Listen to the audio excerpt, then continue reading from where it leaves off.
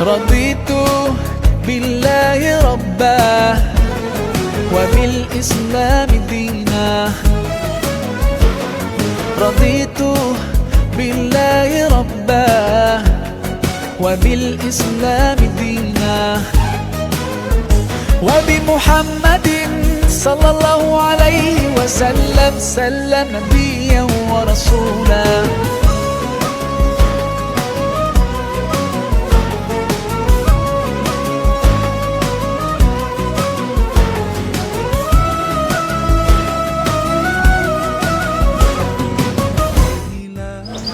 بسم الله الرحمن الرحيم. السلام عليكم ورحمة الله تعالى وبركاته. خوتي كما عودناكم دائما مع المجموعة تاعنا اللي كامل تعرفوها، مناسبة حلول الشهر رمضان مبارك وبالأخص العشر الأواخر من هذا الشهر والتي ميزها الله بليلة القدر. حضرناكم السؤال بخصوص هذه الليلة وهو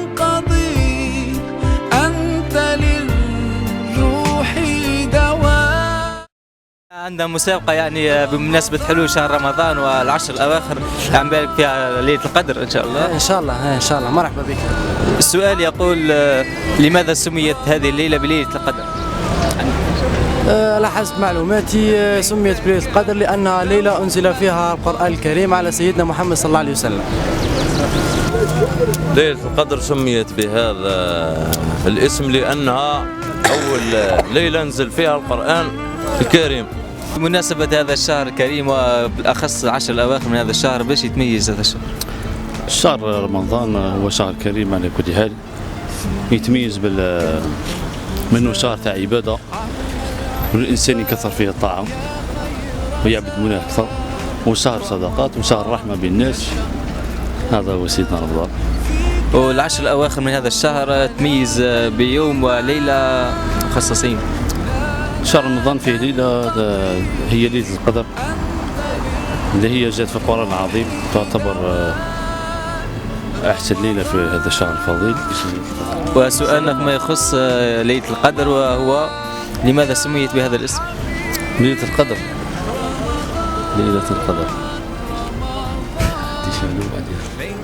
عندك إجابة؟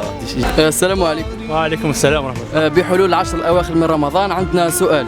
تفضل. مرحبا. السؤال يقول لماذا سميت ليلة القدر بهذا الاسم؟ لماذا سميت ليلة القدر بهذا الاسم؟ والله العظيم كان جواب. ما كان جواب. معليش، مشكور، بارك الله فيك. عندي سؤال ثاني يقول لماذا سميت ليلة القدر بهذا الاسم؟ ليلة القدر بهذا الاسم سميت لأنها ليلة مباركة وأنزل فيها القرآن.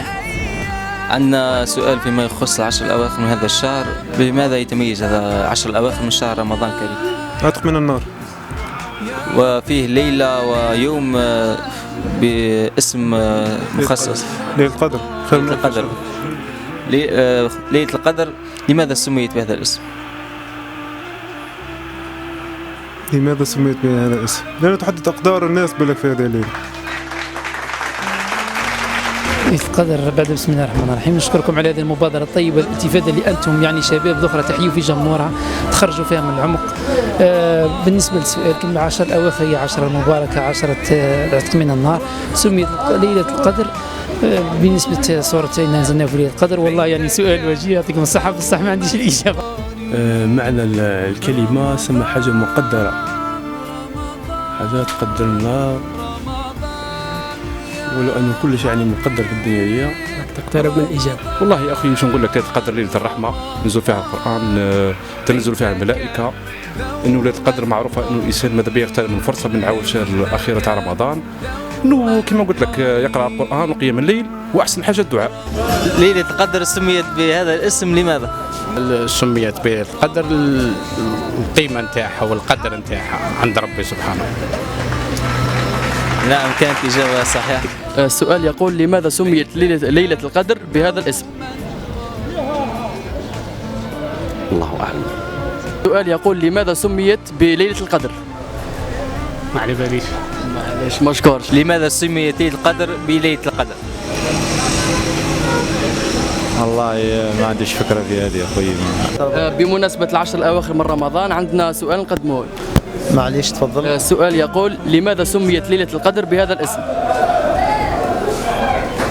لماذا سميت ليلة القدر بهذا الاسم؟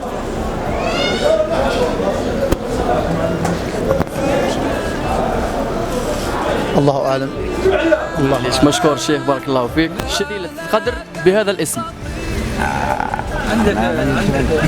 ما كان الجواب. ربي يعافيك. المصحف ترك. بسم الله الرحمن الرحيم. الجواب بإذن الله. أولا نبدأ على كلمة القدر. بعد بالنسبة للغة هي الرفعة والعظمة. ولماذا سميت بهذا الاسم؟ لأن الله عز وجل في هذه الليلة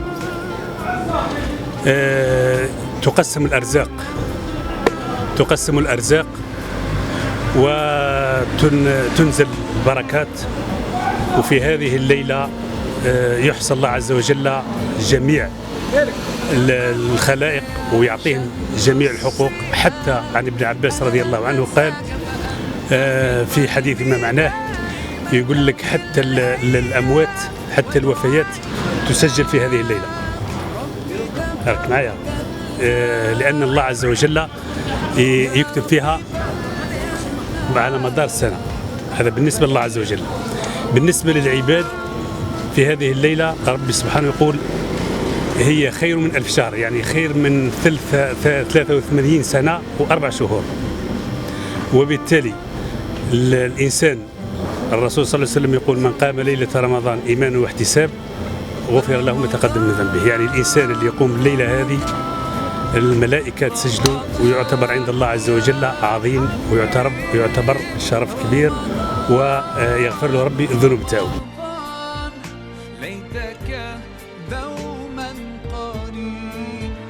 علاش سميت ليلة القدر بليلة القدر؟ ما نعرفهاش. شوف هذا اللي يعرف، هو اللي يعرف ليلة القدر. يلك على اسمها ثم لقيتنا نخمو. قلت لك اخطينا. رمضان يا قدا بنات البنات 15.